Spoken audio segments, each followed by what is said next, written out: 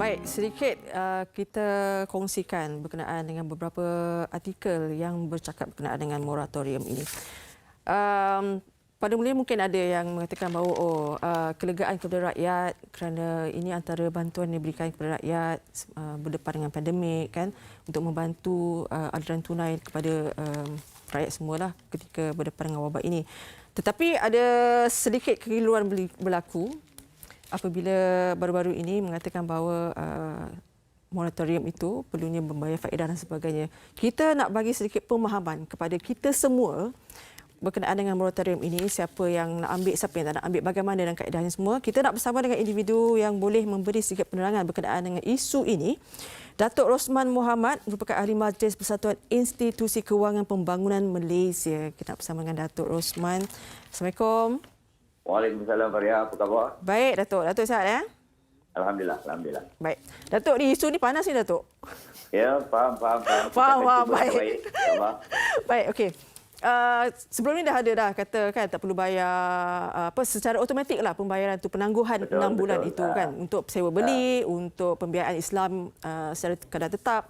Tapi ada pusingan you ni, orang kata alamak, ni macam mana pula? Mungkin Datuk boleh terangkan sedikit apa yang berlaku berkenaan dengan isu moratorium yang terkini. Okey.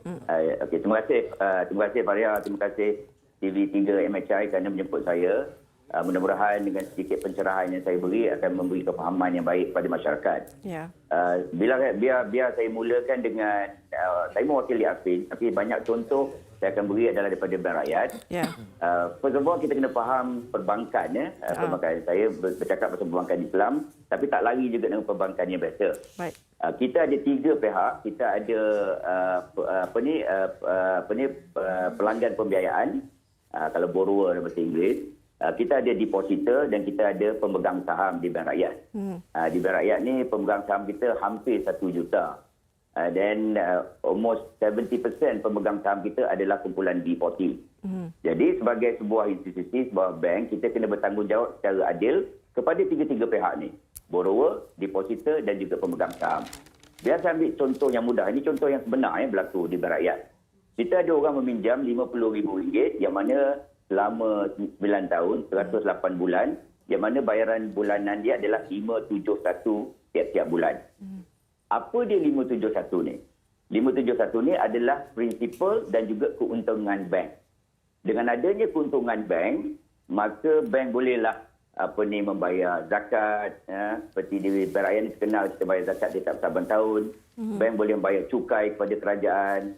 Bagi kita pula di berakyat, kita bayar saham, dividen kepada program saham kita, dan juga kita contribute kepada SKM. Suruhanjaya Koperasi Malaysia ni mana bank rakyat bertanggungjawab sebagai bank koperasi. Hampir 60 juta setiap tahun kita beri kepada SKM untuk pembangunan 14,000 lebih koperasi yang melibatkan 6 juta ahli. That's how all this thing work. Yang zakat, cukai, dividen, SKM, ada juga kita juga kos operasi ya. Nak bayar bil, nak bayar gaji dan sebagainya. And all this is about 600 million yang bank rakyat bayar tiap-tiap tahun. Now, bila kita bagi moratorium automatik 6 bulan kepada pelanggan, 571 tu kali 6 adalah RM3,426. Itulah kecairan tunai yang ada pada pelanggan kita. Ini real case yang mana 3,426 tu dia boleh gunakan untuk perbelanjaan, menampung keluarga dan sebagainya dalam keadaan COVID-19 yang mencabar ini. Betul. Memang bank ada buat keuntungan. Jadi orang kata takkanlah tak boleh absorb keuntungan ni. But here in the case of bank rakyat, I'm referring to 539,000 pelanggan yang portfolio kita 25 bilion. Okay? Dan yang B40 kita pula ada 243,000 pelanggan yang portfolio dalam 17 bilion. Ini yang maknanya masa 6 bulan tu, mana datangnya duit 3,426? Datangnya daripada mana? Datangnya daripada depositor, datangnya daripada pemegang saham kita. Now, moratorium kita bagi kat pelanggan. Tapi moratorium kita tak bagi kat depositor, kita tak bagi dekat pemegang saham. In other words, we still have to pay profit to our depositor, kita still kena bayar dividen pada pemegang saham. And that is where kita akan ada akad yang baru, sebab 6 bulan tu ada kos pada bank. Bukannya kita nak ambil keuntungan. Kita akan ada akad yang baru. Contoh dalam kes ni, 571. Bila ada akad yang baru, dia kena bayar RM589 sebulan, penambahan 18 bulan. Jadi the difference tu lah RM18. Orang kata kenapa bank tak boleh absorb RM18? Kita ada 539,000 pelanggan. Ada yang RM18, ada yang RM30, ada yang RM10, ada yang RM60, bergantung kepada amount pembiayaan dan juga tempoh yang dibayarkan. Baik, Datuk. Jadi itu yang saya nak perjelaskan dari segi teras perbankan. Okey. Tapi ramai yang bila ini terjadi, ramai yang cakap, kenapa ini tidak dimaklumkan terlebih awal? Kenapa pemahaman ini tidak diberikan ketika mula kata belakang bagi penangguhan dan sebagainya? Saya faham mungkin ada kekeliruan kat situ. To be fair, bukannya kata perkara ini tidak dijelaskan. Cuma dalam keadaan masa yang singkat. Kalau kita lihat, lepas saja package rancangan prihatin dengan masa bank kena bersiap sedia. Jadi komunikasi masa itu mungkin tidak begitu jelas. Kita kena faham juga dalam package prihatin, rancangan package itu 260 bilion, 100 bilion datang pada moratorium. In other words, 40% of the package come from the bank. Sebab tu bank-bank ni merupakan tunjang kepada keadaan ekonomi kita masa ini. Jadi penjelasan tu mungkin tak berapa jelas masa tu. Hopefully hari ini dengan cara menjelaskan ni, saya harap masyarakat faham apa yang kita cuba lakukan. Baik, Datuk. Benda ni dah berlaku yang sebulan lepas. Maknanya kalau sesiapa ada pinjaman sewa beli dan sebagainya, bulan lepas tu tak dipotong. Kalau katalah saya buat secara potongan debit, kan? Okey, bagaimana yang itu? Sebab kata kalau kena bayar dan sebagainya, status moratorium itu bagaimana? Adakah saya kena bayar? Macam mana saya nak bayar balik? Okey, macam di Bank Rakyat 2 hari sudah kita ada pas SMS pada 539,000 pelanggan kita, yang mana mereka diberi tempoh sampai 29 Mei untuk come back to us. Dia boleh isi ada borang dalam web kita, atau dia boleh call center kita, dia boleh pergi ke cawangan. Yang mana dia boleh pilih sama ada dia nak teruskan moratorium. Mana kalau diteruskan, teruslah sampailah bulan 9. Dan bulan 10 nanti, itu yang saya kata bayaran 589 tu, kita akan ambil akad yang baru. Perbankan Islam ni kita kena ada akad. Tapi kalau mana yang tak ada, bila dia rasa tak maulah, dia tak nak bayar 589 tu, dia nak bayar 571, mana dia keluar pada moratorium ni, dia bulan 6 dia bayarlah 571. Dan soalan apa tadi, soalan you tadi, apa yang jadi kat 2 bulan yang April, Mei yang dah bayar. Itu bank dengan pelanggan akan bincang macam mana pokok prinsipal itu akan diambil balik, bukannya dengan keuntungan, bukannya dengan interest. Kalau conventional bank itu saya tak tahu, saya bercakap tentang bank rakyat. Jadi very clear, the principle tu akan dikutip balik, akan diambil balik untuk bulan April dengan Mei, dan kita ada kaedah kita yang tersendiri. Maknanya pelanggan kena telefon hubungi bank atau secara automatik bank akan buat balik sistem?